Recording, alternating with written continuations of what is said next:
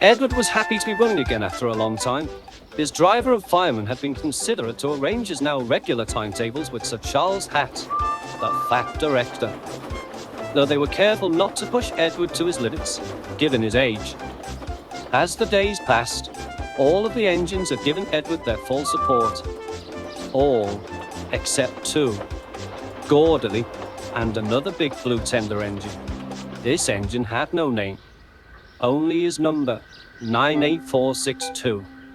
Along with Gordon, 98462 had been brought to the railway on trial, and although he and Gordon had a great deal in common, both being boastful and cocky, 98462 never seemed to know when enough was enough.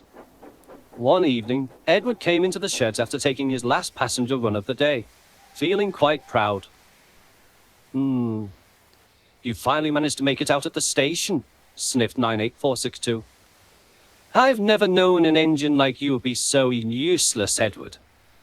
I'm sure we'll be hearing a lot of complaints from the passengers tomorrow.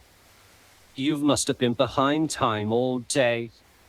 Thomas and Henry gave 98462 a foul look, but Edward just smiled. Actually, he chuckled, we were right on time. I'm happy to be feeling useful again. The passengers seemed to agree.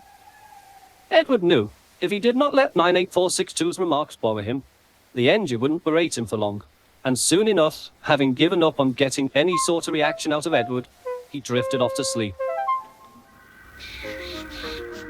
With Edward now running passenger trains more regularly, the Fat Director had extended the timetable to run later into the evening.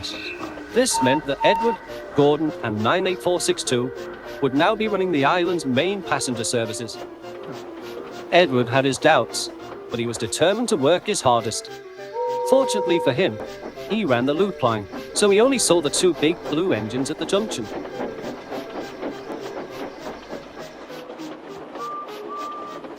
But as the weeks passed, Edward began to feel tired. He thought his trains were getting heavier, or that his age was beginning to show.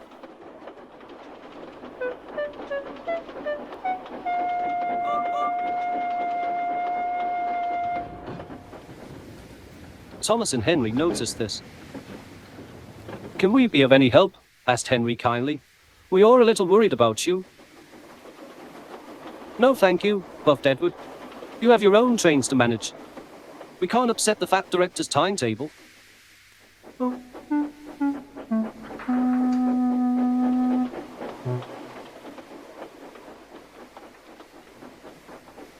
Little did the engines know.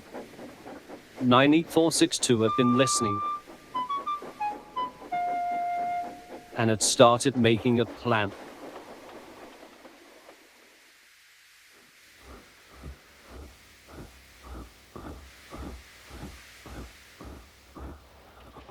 The next morning, Edward puffed into the big station to collect his first train of the day, but he couldn't see his coaches at any of the platforms.